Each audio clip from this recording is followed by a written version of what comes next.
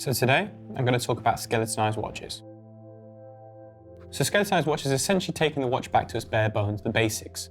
The kind of history of skeletonized watches are always kind of done by hand, very intricate details. Now, due to CNC machines and computer-aided design, you can get very, very intricate architecture within the watches that really showcase what the movement is about.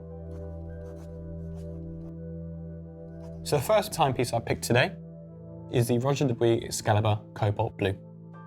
So Cobalt Blue denotes the material that's been used within the dial and the architecture and the actual movement. It's originally made for the medical industry, but I think Roger Dubuis has really chosen it here to, one, push the boundaries of what's possible within watchmaking and really showcase what they can do. So usually with Roger Dubuis, you tend to think of quite out there, very bold statement watches.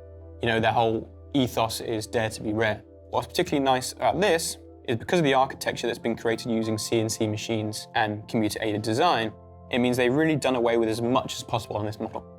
I think it's really nice to see a 42, and because you've got rid of most of the weight here in the movement, it's actually really, really light to wear on the wrist. So that brings me on to my second timepiece, the Piaget Polo Skeleton.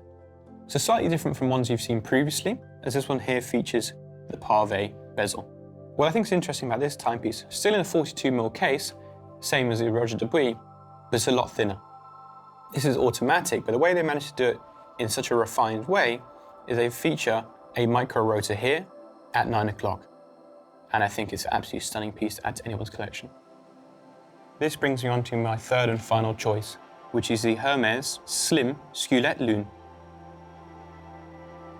What's very interesting about the Hermes timepiece is it's a blend of materials. So for the case, you've got grade 5 titanium. For the bezel, you've got platinum. For the crown, you've got white gold. And the hands are then blued steel. And I think those blend of materials really gives that real monochromatic feel to the watch and really accentuates the depth to the skeletonized movement there as well. This timepiece features a micro rotor, so it's automatic, similar to the Piaget.